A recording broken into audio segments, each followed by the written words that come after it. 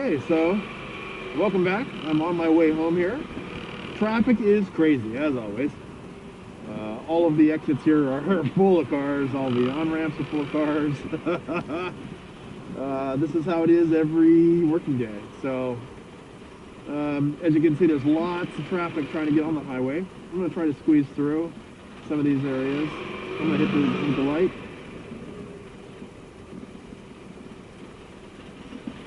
Really don't like doing this kind of traffic. As you can see, there's lots going on here, but I just have 30 meters to go here, 40 meters or so.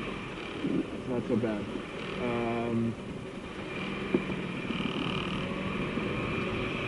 Okay, so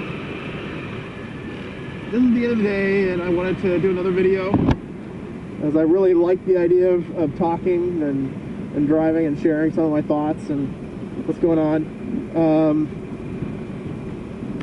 So I wanted to talk today a little bit more about the Buell motorcycles and what I like about them. So when I chose the Buell,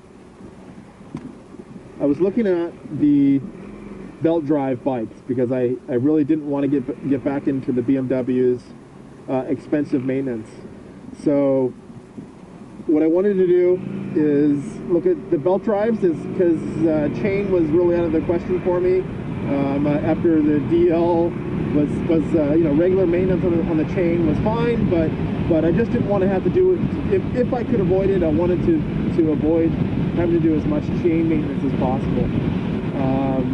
Mainly because I ride all the time. If you put 3,000 miles on your bike in a year, it's not a lot of chain maintenance. I was doing taking care of the chain probably every 5th ride or something like that. That's fine. But you got to really do a lot of extra work in my mind. And I was riding in winter time, snow, whatever. I didn't care. I'd ride it all the time. And it was a dual sport bike. That bike, the DL series from Suzuki, the V-Stroms, are really good dual sport machines. So I wanted to stick with that idea in mind too. Now you can get a lot out of a Suzuki's, and I definitely have considered the new 2013 bike. But back on the Buell, let's talk a little bit about what I really enjoy about that.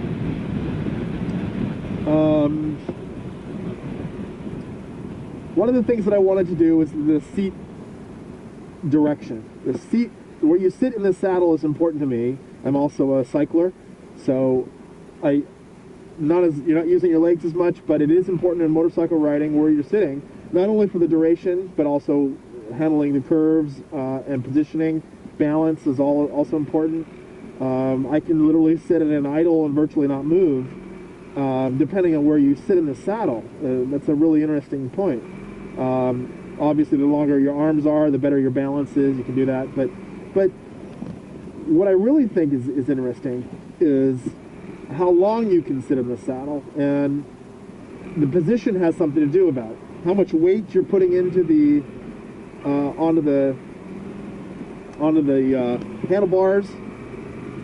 You're going to be limited to an hour or so if you're leaning on them, because your wrists are going to get tired. So as you can see, there's a lot of nice cars that are in this area. I remember when I saw the first Tesla about 1.5 years ago. That's a great vehicle, and too bad they're running into so many issues with their cars catching on fire. It's been about the 3rd one that I've heard online in the last month or so. But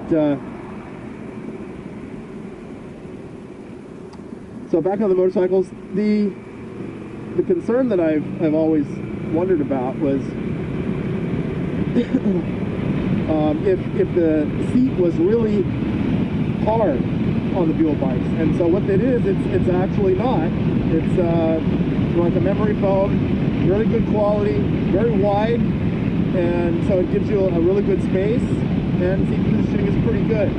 It's not really that well designed, I mean, compared to the other motorcycles with for the secondary rider, for your passenger, but it's definitely pretty good for moving both front up in the saddle and riding it, you know, toward the rear end. If you're at a higher speed or you're in a looser gravel, like on sand or something like that, you're going to want to lean back on the motorcycle and push your seat back. So one of the things you're going to notice also on the Buell bikes is that it really seems to ride very smooth. I don't know if you can notice it, but when it gets to above 3,000 RPMs, it really smooths out. It has, I don't have any vibration feelings when I get off. A lot of the higher rev motorcycles have, you know, your hands get numb. This is, you know, the lower end RPM engines. You know, my TAC probably tops out at about 9, but I don't think I've gone over 7 or, you know, 6,500. Probably shouldn't on this bike anyway. It's where the red line is at 6,500. But I mean, that tells you right there, just from the type of the V twin engines or the lower power band Revolution's engines. But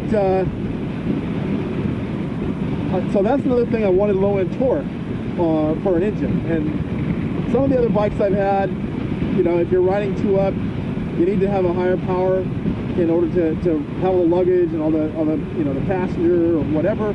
So that's another aspect, is you got to really think about what you're going to do with your machine. Yes, I'm passing, so I do that.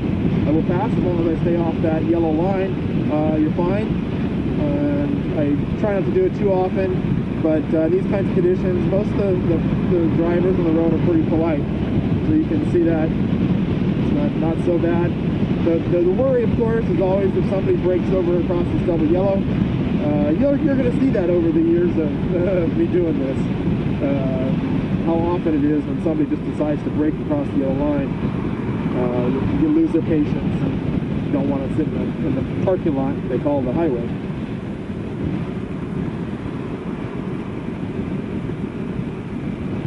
So there we go. Thank you, sir. And so what else do I like about the Buell? Well, one of the things that I didn't find particularly attractive about the Buell is the windshield. And if you take a look at it, it's not particularly large, so I was a little bit concerned.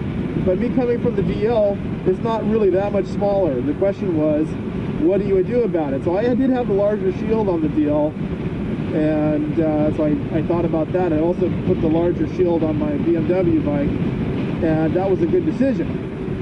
So I was really worried about, you know, it being so close to your body as it is, that I wouldn't really get any advantage to a larger windshield. So I rode the bike, and I didn't have any problem with the wind. No vibration in the head or anything.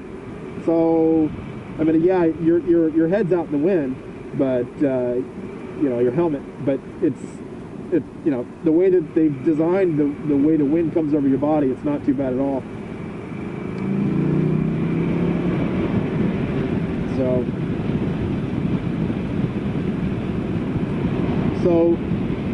once I got past that, it was a matter of question.